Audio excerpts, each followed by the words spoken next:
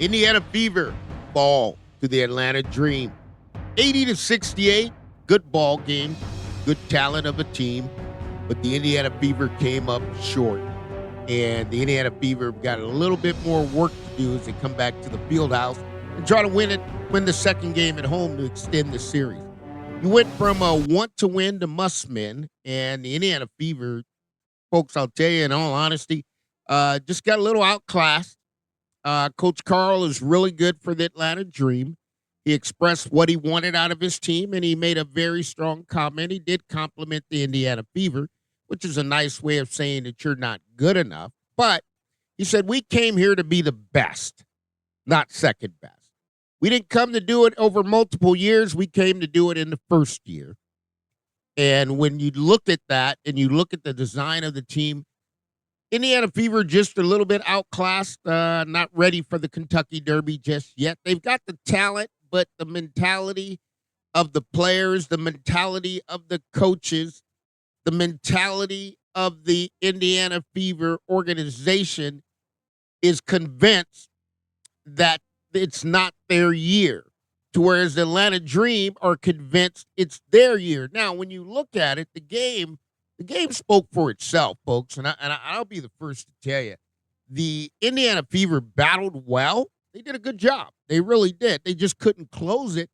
And when you get right down to it, you can't close it out. I don't know what other way I can tell you other than the fact that the Indiana Fever had a great chance to win this game. They battled in the first quarter. I mean, it was right there for them. There was nothing holding them back. The Indiana Fever came out 21-18, played a good game. Second quarter, got 12 points, balanced out, couldn't get going, right? So the Indiana Fever were never out of the game, even all the way up till Stephanie White picked up the technical foul. And that kind of gave Atlanta a little bit more advantage.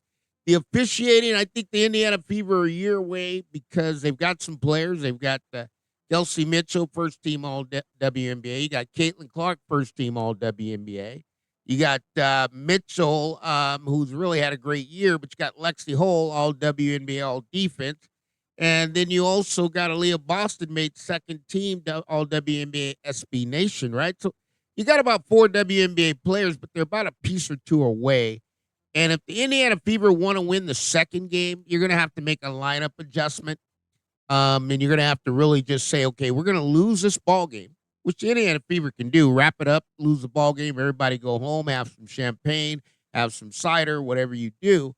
But if you want to win this ball game, you're going to have to move. You're going to have to make a lineup change, which means you're going to have to move Odyssey Sims down, and you're going to need to move Powers up, Ariel Powers to the starting lineup.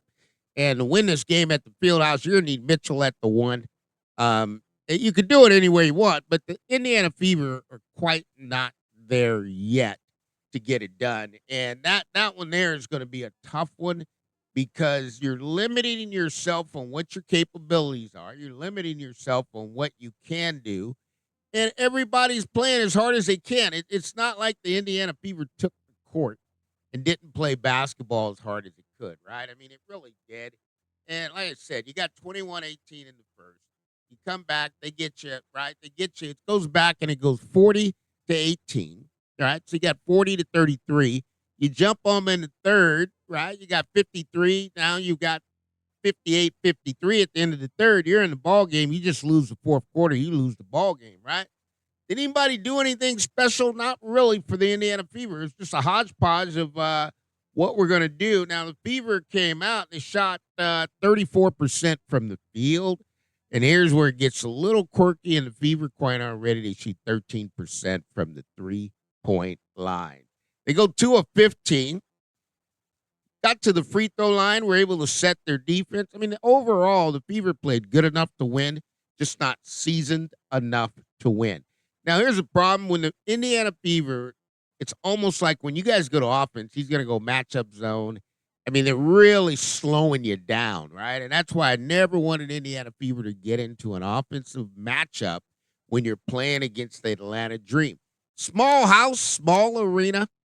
I mean, that's a tough place to play in. I can tell you, it's going to hurt a lot of those teams. Chicago, you've got Washington, you've got the Atlanta Dream. You're going to have these small Dallas, right? Because once they raise salary, how do smaller teams going to pay for this? I don't know. But the Indiana Fever are a couple players away. They're not even a tough matchup. I mean, they did a great job. They covered up everybody today on the defensive end, and I think they did a little bit too much thinking on the offensive end, but that will come. But if you look at it, I mean, Bria Jones was a plus 12, 2 dribble pound on the floor. She went in there and got some buckets, no doubt about it. Nyes Hillman came in there, 16 points plus 10. Alyssa Gray, just too good to be true, right? 20 points plus 17. I mean, that's dominating the game. And when you get back to the Fever, the one thing that really just chipes me away with the Indiana Fever, that bench is not going to get you anywhere. And, you got one free throw out of it. You got out of the bench. You got Powers, gave you good minutes, needs to move to the starter. Bree Hall is going to have to get some minutes too. Because right now you're thin and you don't have enough. You can either pack this up or go home. Coach Karl said we're come to be the best. The Indiana Fever have had an up and down year. It's a year they can be proud of. It's a year without Caitlin. It's a year of a CBA agreement. Boy, this one's going to get ugly because I think it may even be the WNBA may think it's in its best interest to take a year off. I know Kathy Engelbert's not saying that. I don't know how these small market teams are going to quadruple their salaries and pay for it. Like, who has a playoff game in front of 3,500 people in today's WNBA? That was an embarrassment for the WNBA. The league should have moved that game itself and just gave the tickets away. But it's an ugly picture out there. The Indiana Fever are maybe 1, 2, 3 years away. They're a little bit under-experienced as a coaching staff, and they do not have a consistency of a roster that the Indiana Fever can say this is their roster for the next 3 years.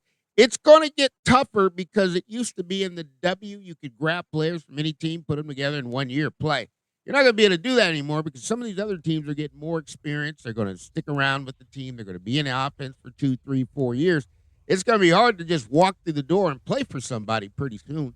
But this is the Money Mike Syndicated Radio podcast. The Indiana Fever lost game 1 to the Atlanta Dream.